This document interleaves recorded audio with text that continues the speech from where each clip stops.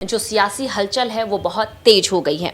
झारखंड में भी 2 सीटों पर चुनाव होना तय हुआ है, जिसमें एक सीट जो है सत्ताधारी पक्ष की बात करें जेएमएम यानी कि झारखंड मुक्ति मोर्चा, उसके कब्जे में है। लेकिन एक जो अभी सीट बाकी है उसको लेकर अभी भी कई सारे उम्मीदें लगाई जा रही हैं और कई तरह के बातें भी की जा रही है।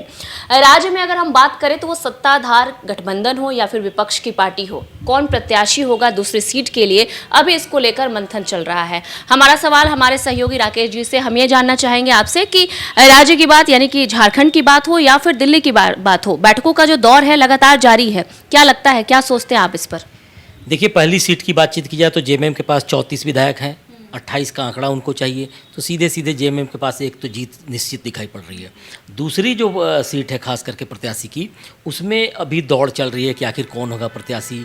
इधर कांग्रेस भी कहीं ना कहीं इस बारे में चक्कर लगा रहा है जेएमएम के पास कि उनके प्रत्याशी को जीत दिलाने में वे मदद करें। साथ साथ आरजेडी की तरफ से अभी कोई बात सामने नहीं आ पाई है। खास करके माले लेफ्ट की तरफ से भी एक बात सामने आ रही थी कि क्या उनके प्रत्याशी को लाया जाए सामने, लेकिन सवाल तब खड़ा हुआ जब कहा जा रहा है कि बीजेपी की तरफ से कौन कैंडिडेट होगा। बीजेपी ने चुनाव समिति की बैठक की, उसमें कई नामों पर जिक्र किया, उसमें कई नामों को केंद्र के पास भेजा है उन्होंने, लेकिन अभी भी माना जा रहा है कि इसमें असमंजस की स्थिति बनी हुई है।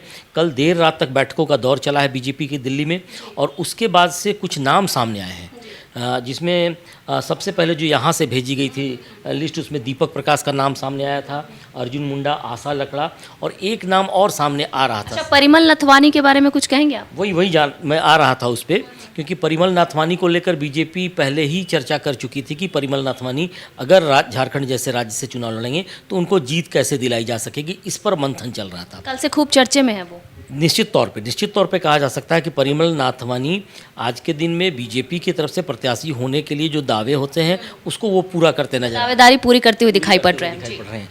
इसके अलावे एक बड़ा नाम सामने आया था चर्चा के दौरान, जो बातचीत हो रही थी हमारे बीजेपी के कुछ नेताओं से और कुछ खबरें आई थी सूत्रों के हवाले से, सागर अडानी इधर का खासा चर्चे में थे, वो उनकी बातें आ रही थी। अभी पुष्टि नहीं हो पाई है कि सागर अडानी खुद ही नाम वापस ले रहे हैं या चुनावी मैदान में दिखाई पड़ेंगे। ये सारी चीज़ें बाद में पता चल पाएंगी जब नाम का ऐलान कर दिया जाएगा। लेकिन सागर अडानी के बारे में जो चर्चा हुई थी उसमें साफ तौर पे कहा गया था कि सागर अडानी झारखंड में पहले से व्यवसाय कर रहे हैं, गोड्डा में उनका पावर प्लांट लगा हुआ है, और गौतम अडानी के वे भतीजे हैं। और इस इलाके में माइनिंग की बात की जाए या फिर अन्य कंपनियों में बातचीत की जाए तो कई जगहों पे उनका निवेश पहले से दिखाई पड़ता रहा है, और वो अपने व्यवसाय को, कारोबार को झारखंड सरकार के साथ मिलकर आगे बढ़ाने की कोशिश कर रहे हैं। लेकिन इसी बीच कल देर रात तक जिस तरीके से बैठक हुई है उसमें सबसे आगे अगर नाम किसी का आया है तो परिमल नाथवानी का नाम आया है, और मुझे लगता है कि इस पर लोगों ने मुहर लगाने की भी कोशिश की है। अब देखना है कि उनको कैसे इतना जो वोट जो कम हो रहा है उसको कैसे पाटा जाएगा, उसको कैसे लाया जाएगा। और ये अभी समीकरण बनाने बिगाड़ने का दौर चल रहा है। जब तक पूरे सीट जीत के आंकड़े सामने नहीं आ जाते हैं, यानी कि दूसरी सीट के लिए जो प्रत्याशी खड़े होंगे बीजेपी की तरफ से या कोई भी खड़ा होगा, उसके जीत के आंकड़े जब सामने आ जाएंगे तब हो सकता है कि इस पर चर्चा होगी।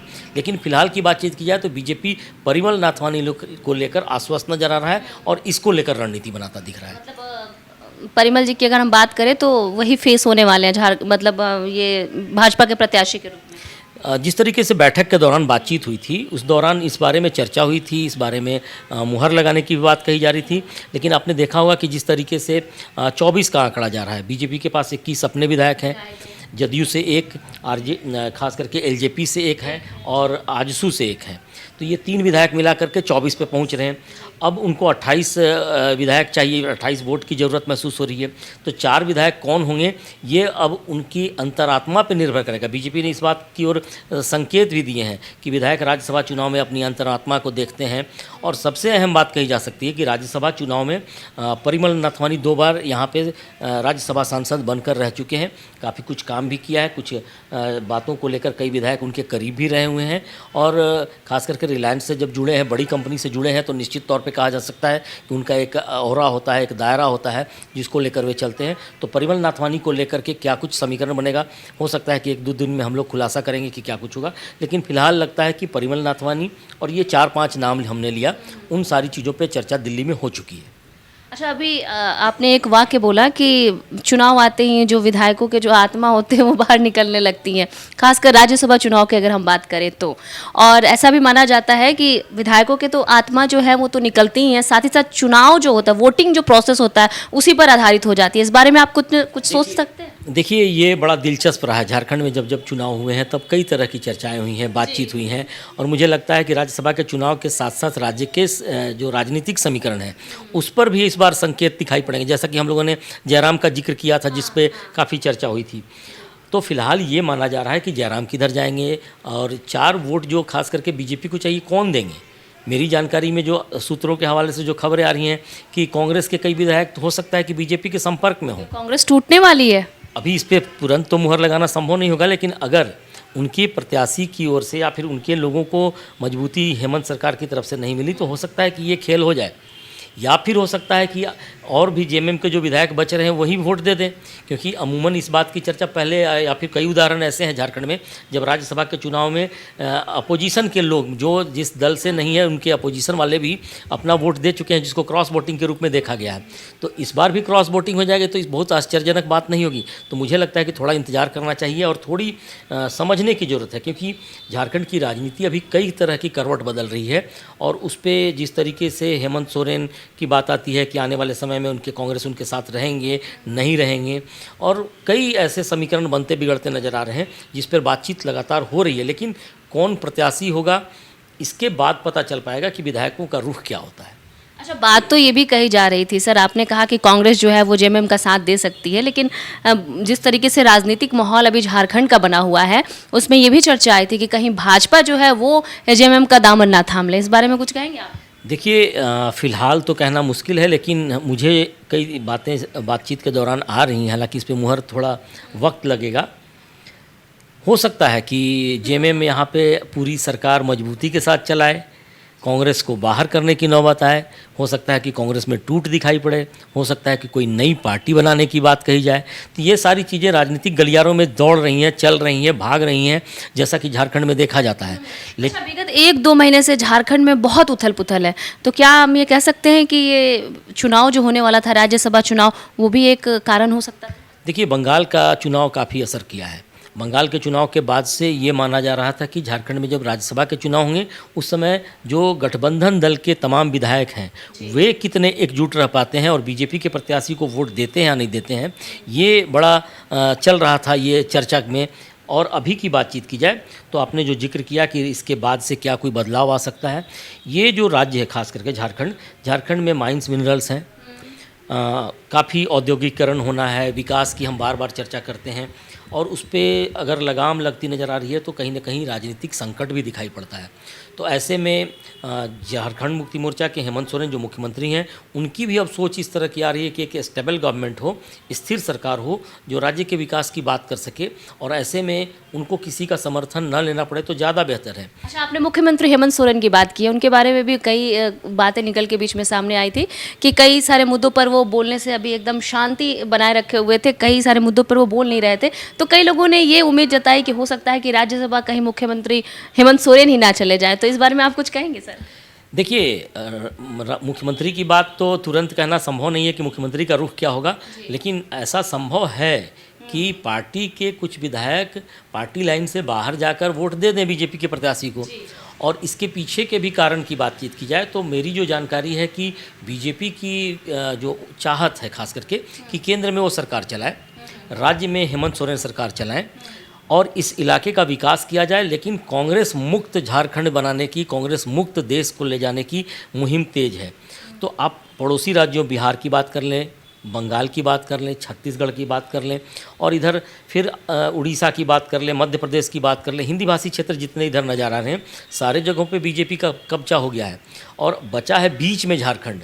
आप देख सकते हैं कि जहाँ पे अभी झारखंड मुक्ति मोर्चा है, जहाँ पे जेएमएम की सरकार है, कांग्रेस उसमें समर्थन दिए हुए हैं।